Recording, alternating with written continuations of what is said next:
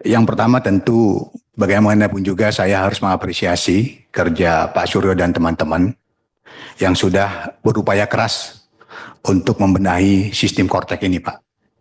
Jadi 9 pending issue yang sudah pernah kita diskusikan di ruang rapat ini sebagian besar sudah bisa teratasi dan saya berharap ini terus kita lanjutkan karena bagaimanapun juga perjalanan Kortek ini sudah jauh. Sudah 3 tahun lebih, kemudian sudah menelan begitu banyak biaya, dan kita menaruh banyak ekspektasi ya bahwa Kortek ini akan memperbaiki sistem perpajakan kita, akan memperbaiki penerimaan negara kita. Jadi kita nggak boleh mundur ke belakang, kita harus maju terus.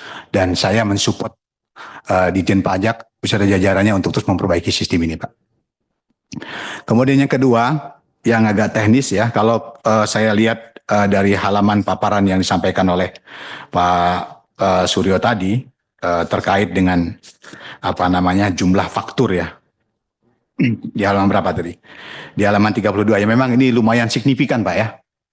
Bapak sayangnya tidak jumlahkan. Coba ditayangkan tuh halaman 32 ya, kalau masih bisa.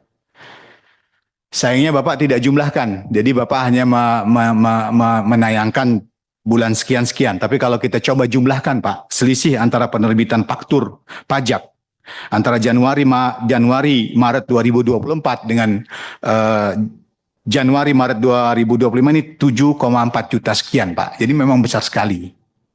Ya. Ini kan menjadi indikasi terkait dengan penerimaan negara kita. Kemudian bukti potong juga lumayan, Pak, ada 1,1 juta. Nah ini yang apa namanya yang teknis-teknis, Pak. Kemudian yang kedua, yang jadi concern saya adalah di halaman 14, Pak. Memang betul terjadi penurunan SPT wajib pajak orang pribadi itu 159 ribu ya. Tetapi kalau kita lihat dari potensi SPT 2025 itu kan 19,7 juta. Sedangkan yang baru terikot tuh 14 juta. Berarti masih 5,7 juta lagi ini yang. Bukan angka yang kecil ini. Nah, apalagi di badan tuh ya.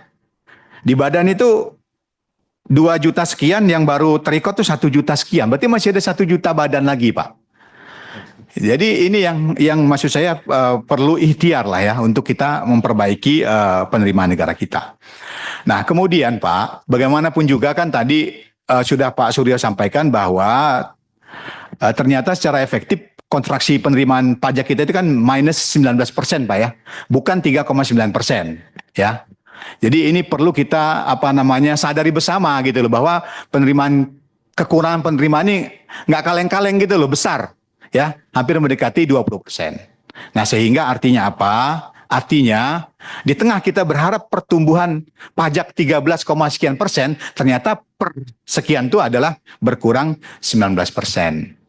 Sementara dalam kuartal kedua 2025 ini juga belum tentu ada gambaran yang mendukung kita untuk bahwa penerimaan kita pasti akan lebih baik daripada kuartal pertama. Kan kalau kita lihat dari tabel yang Bapak sampaikan tadi kan sangat jelas bahwa dari tahun 2021 sampai dengan 2024 tuh saya tulis betul tuh Pak. Harga komoditi boom, harga komoditas ya selalu didukung oleh harga komoditas.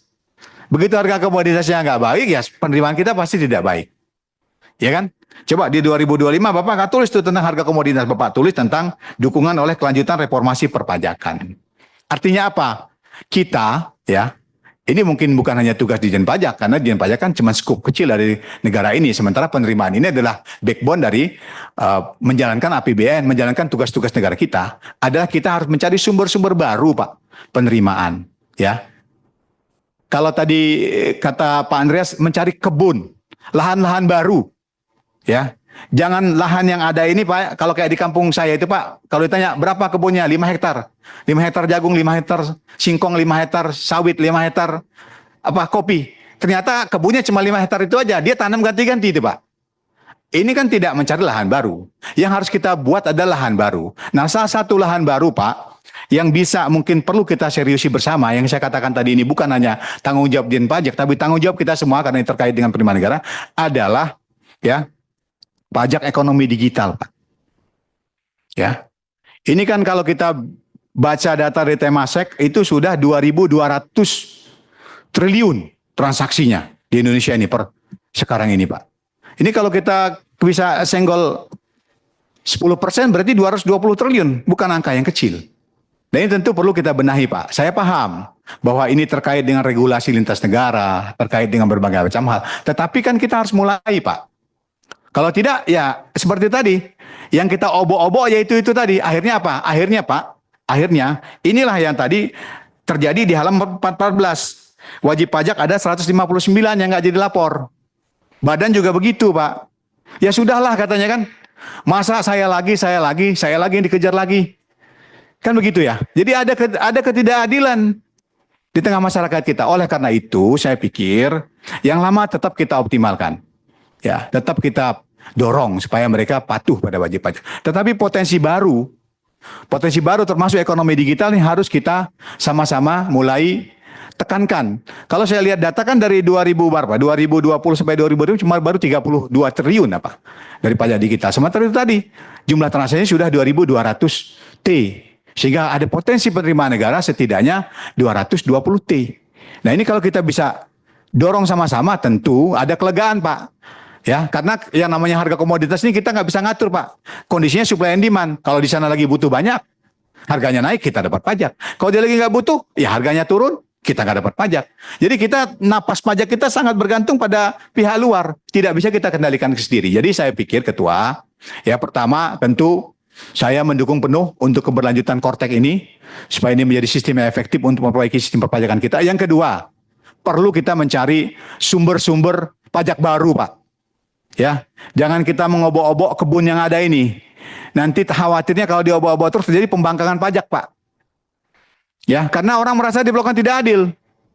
Ada sisi-sisi bagian yang tidak terkena pajak, ada sisi-sisi terus yang dipajak-pajakin terus.